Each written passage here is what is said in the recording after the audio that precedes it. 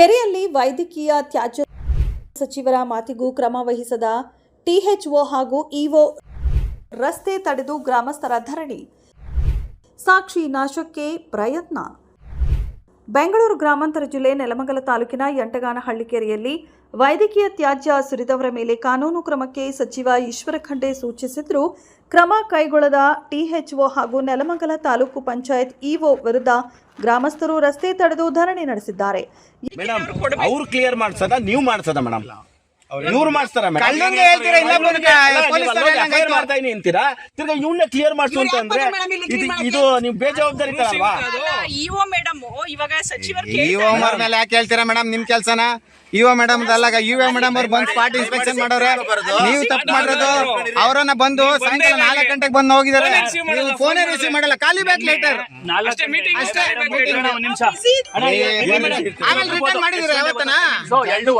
ಯಂಟಗಾನಹಳ್ಳಿ ಗ್ರಾಮದ ಕೆರೆಯಲ್ಲಿ ತ್ಯಾಜ್ಯ ಸುರಿದ ಬಗ್ಗೆ ಗ್ರಾಮಸ್ಥರು ಸಚಿವರಿಗೆ ಸಾರ್ವಜನಿಕರು ದೂರು ನೀಡಿದ್ದು, ಸ್ಥಳ ಪರಿಶೀಲಿಸಿ ಕ್ರಿಮಿನಲ್ ಪ್ರಕರಣ ದಾಖಲಿಸುವಂತೆ ಇಒಗೆ ಸೂಚನೆ ನೀಡಿದ್ರು. ತ್ಯಾಜ್ಯದ ಸುರಿದ ಸ್ಥಳಕ್ಕೆ ಬಂದ ಇಒ ಅವರು ಕೇವಲ ಟಿಎಚ್ಒ ಅವರಿಗೆ ಕ್ರಮ ವಹಿಸುವಂತೆ ಸೂಚನೆ ನೀಡಿದ್ರು. ಆದರೆ ಟಿಎಚ್ಒ ಕ್ರಮ ವಹಿಸದೆ ವೈದ್ಯನಿಗೆ ಕರೆ ಮಾಡಿ ತ್ಯಾಜ್ಯವನ್ನ ಜೆಸಿಬಿಯಲ್ಲಿ ಮುಚ್ಚುವಂತೆ ತಿಳಿಸಿದ್ದು, ಅದರಂತೆ ಖಾಸಗಿ ಕ್ಲಿನಿಕ್ ವೈದ್ಯ ಕೆರೆಯಲ್ಲಿ ಗುಂಡಿ ತೆಗೆದು ಮುಚ್ಚುವ ಪ್ರಯತ್ನ ಮಾಡಿದಾಗ ಗ್ರಾಮಸ್ಥರು ಹಿಡಿದು ಸ್ಥಳಕ್ಕೆ ಟಿಎಚ್ಒ ಹಾಗೂ ಇಒ ಬರುವಂತೆ ಧರಣಿ ನಡೆಸಿ ಸ್ಥಳಕ್ಕೆ ಬಂದ ತಾಲೂಕು ಆರೋಗ್ಯ ಅಧಿಕಾರಿಗಳಿಗೆ ಸಾರ್ವಜನಿಕರು ತರಾಟೆಗೆ ತೆಗೆದುಕೊಂಡರು.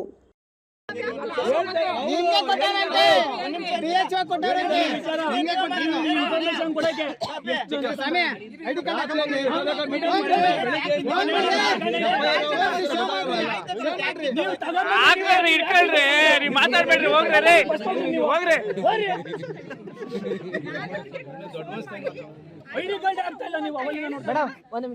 ಆಯ್ತು ಮೇಡಮ್, ಇವಾಗ ಒಂದ್ ನಿಮಿಷ ಇರಿ ಮೇಡಮ್. ಒಂದ್ ನಿಮಿಷ ನಾನು ಹೇಳ್ತಾ ನನ್ನ ಮಾತು ಕೇಳ್ಬಿಡಿ. ಫುಲ್ ಕೇಳ್ಬಿಡಿ. ನಾನು ಯಂಟಗಾನಹಳ್ಳಿ ಗ್ರಾಮಸ್ಥರು ಒಂದು ಸಮಸ್ಯೆ ಇದೆ ಅಂತ ನಮ್ಗೆ ಗಮನಕ್ಕೆ ತಗೊಂಡ್ಬಂದ್ರು. ಆಯ್ತಾ? ನಾವು ಏನೋ ನೀವು ಸಮಸ್ಯೆ ಬಗೆಹರಿಸ್ತೀರಾ ಅಂದ್ಬಿಟ್ಟು ಮೇಡಮ್ ಹಿಂಗಿದೆ ವಾಸ್ತವಾಂಶ. ನಾವು ಲಿಖಿತವಾಗಿ ಮೀಡಿಯಾದವ್ರು ಕೊಡೋಕ್ಕಾಗತ್ತೆ ಮೇಡಮ್? ಸೊ ಹೀಗಾಗಿ ಇವಾಗ ಡಾಕ್ಟರ್ ಅರುಣ್ ಅವರು ಇಲ್ಲಿ ಬಂದಿದ್ದಾರೆ. ಸೊ ಅವ್ರ ಮೇಲೆ ಇವಾಗ FIR ಆಗ್ತಾ ಇದೆ. FIR ಹಾಕಿ ಅದಾದಮೇಲೆ ಕಾನೂನಾತ್ಮಕವಾಗಿ ಇದು ಹೇಗೆ ನಾವು ಮೆಡಿಕಲ್ ವೇಸ್ಟ್ ಡಿಸ್ಪೋಸ್ ಮಾಡಬೇಕು ಇದನ್ನು ನಾವು ಮಾಡ್ತೀವಿ.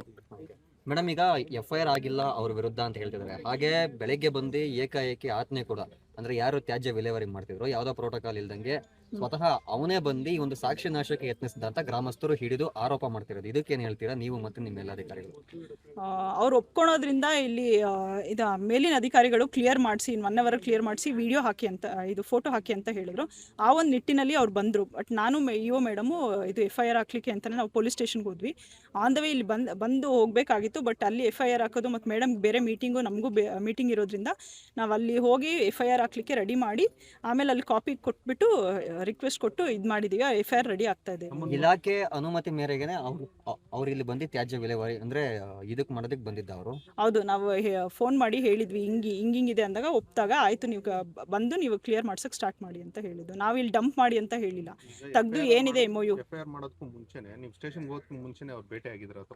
ಭೇಟಿ ಮಾಡಿಲ್ಲ. ಫೋನಲ್ಲಿ ನಾನು ಅವ್ರ ಕ್ಲಿನಿಕ್ ಹತ್ರ ಹೋದಾಗ ಫೋನಲ್ಲೇ ನಾನು ಮಾತಾಡಿದ್ದು.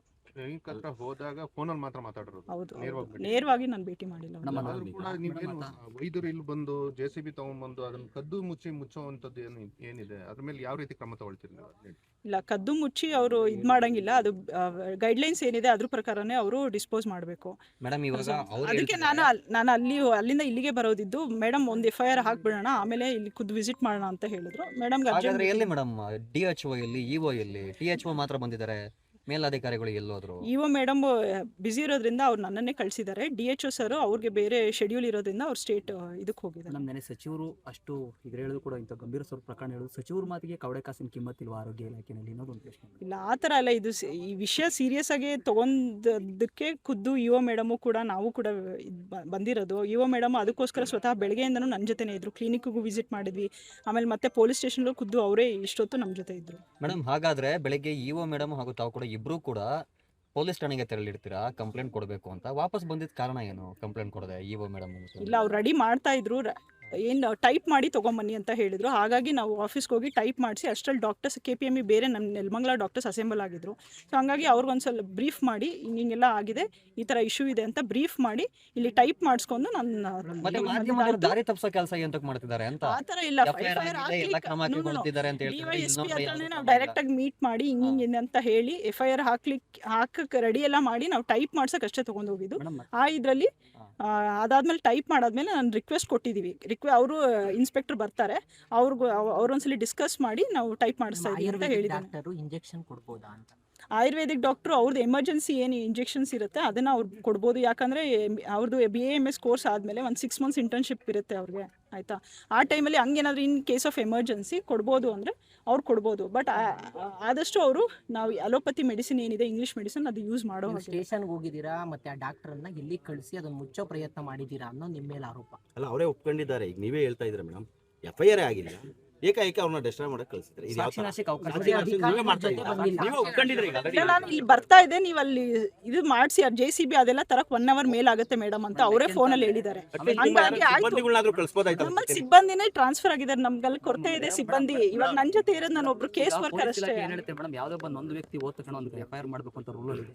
ಅದು ಕಾಗ್ನಿಟಿವ್ ಅಫೆನ್ಸ್ ಆದ ತಕ್ಷಣ ನೀವು ಕೊಟ್ಟರು ಕೂಡ ಪೊಲೀಸ್ ಇಲಾಖೆ FIR ತಗೊಂಡ್ಲಿಲ್ಲ ಅಂದ್ರೆ ಎಲ್ಲೋ ಒಂದು ಕಡೆ ಇಲ್ಲ ನೀವು ಹೇಳ್ತಿರೋ ಪೊಲೀಸ್ ಇಲಾಖೆನ ಅಣಕಿಸ್ತಾ ಇದೀರಾ ಅಥವಾ ಪೊಲೀಸ್ ಇಲಾಖೆ ಮಾಡೋದಿಲ್ಲ. ಇವಾಗ ಮಾಡ್ತಾ ಇದ್ದಾರೆ, ಇವಾಗ ರೆಡಿ ಮಾಡ್ತಾ ಇದ್ದಾರೆ. ನಿಮಗೇನೆ ಟೈಪ್ ಮಾಡ್ಕೊಂಬನ್ನಿ ಲೆಟರ್ ಅಂತ ಹೇಳಿದವರು ಪೊಲೀಸ್ ಠಾಣೆ ಏನೋ ಅವರು ನಿಮ್ಮ ದೂರೇ ಸ್ವೀಕರಿಸಿಲ್ವಾ ಅಂತ ಆಗಿಲ್ಲ. ನಾವು ರಫ್ ಆಗಿ ಬರ್ಕೊಂಡು ಏನು ನಾವು ಇದು ಮಾಡಿದ್ವಿ, ಟೈಪ್ ಮಾಡ್ಕೊಂಡ್ ಬರ್ತೀವಿ ಅಫಿಷಿಯಲ್ ಆಗಿ ಅಂತಾನೆ ಇದು ಮಾಡಿದ್ವಿ ಅಷ್ಟೇ. ಡಾಕ್ಯುಮೆಂಟೇಶನ್ ಇರುತ್ತೆ ಅಂತ ಮಾಡ್ಕೊಂಡು ಇಲ್ಲಿ ವಾಹನ ಹಿಡಿದು ಅವನ JCB ಡ್ರೈವರ್ನೆಲ್ಲ ಹಿಡ್ಕೊಂಡು ಎಲ್ಲ ಇದ್ ಮಾಡಿದ್ರು ನಿಮ್ಗೆ ವೈದ್ಯರ ಮೀಟಿಂಗ್ ಹೆಚ್ಚಾಯ್ತಾ?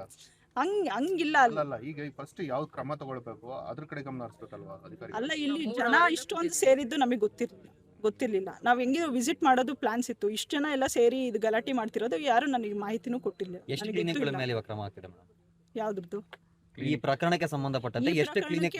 ಅಲ್ಲ, ಈ ಊರು ಒಪ್ಕೊಂಡಿರೋದ್ರಿಂದ ಇವ್ರ ಕ್ಲಿನಿಕ್ 2 ಕ್ಲಿನಿಕ್ ಇದೆ ಅಂತ ಕೇಳಿ ಬರ್ತಾ ಇದೆ ಮೇಡಮ್. ಯಾವ ಕ್ಲಿನಿಕ್? ತಮ್ಮ ಗಮನಕ್ಕೆ ಏನಾದ್ರು ಬಂದಿದ್ಯಾ? ಇಲ್ಲ, ಯಾವ ಕ್ಲಿನಿಕ್ ಬೇರೆ ಗಮನಕ್ಕೆ ಬಂದಿಲ್ಲ ಮೇಡಮ್. ಹಿಂದೆ ದೂರ್ ಕೊಟ್ಟಿದ್ರು, ಅವಾಗ ನೀವು ನಾವು ಮಾಡಿಲ್ಲ ಅಂತ ನೀವು ಉತ್ತರ ತಗೊಂಡು ಸುಮ್ಮನಾಗ್ಬಿಟ್ಟಿದ್ದೀರಾ ಅನ್ನೋ ಆರೋಪ. ಅದೇ ಅವ್ರದ್ದು BMW MOU ಇದೆ, ಅವರು ರೆಗ್ಯುಲರ್ ಆಗಿ ಅವ್ರು ಡಿಸ್ಪೋಸ್ ಮಾಡ್ತಿದ್ದಾರೆ, ಪೇಮೆಂಟ್ ಮಾಡ್ತಿದ್ದಾರೆ ಮೇಡಮ್. ಈಗ ಅವ್ರ ವಿರುದ್ಧ ಕೂಡ ಆರೋಪ ಕೇಳಿ ಬರ್ತಾ ಇದೆ, ಅವರು ಕೂಡ ಇಲ್ಲೇ ತಗೊಂಬಂದು ಸುರಿತಿದ್ದಾರೆ ಅಂತ. ಸೊ ಕ್ರಮ ಕೈಗೊಳ್ತೀರಾ? ಬಗ್ಗೆ 2 ಕ್ಲಿನಿಕ್ ಮೇಲೆ ತಗೊಳ್ತೀರಾ? ಸ್ವಾಮಿ ಕ್ಲಿನಿಕ್ ಮತ್ತೆ ಇಲ್ಲಿರುವಂತಹ ಇನ್ನೊಂದು ಕ್ಲಿನಿಕ್ ಆಲ್ರೆಡಿ ಅವ್ರ MOU ಆಗಿದೆ ಅಂದ್ರೆ ಅವ್ರು ರೆಗ್ಯುಲರ್ ಆಗಿ ಅವ್ರು ಬಂದು ಅವ್ರು ವೇಸ್ಟ್ ಕಲೆಕ್ಟ್ ಮಾಡ್ತಾ ಇದ್ದಾರೆ. ಅವ್ರು ತಂದು ಇಲ್ಲಿ ಹಾಕೋ ವಿಲೇವಾರಿ ಮಾಡೋ ಅವಶ್ಯಕತೆನೇ ಇಲ್ಲ, ಅಂಡ್ ಮಾಡ್ತಾನೂ ಇಲ್ಲ ಅವರು.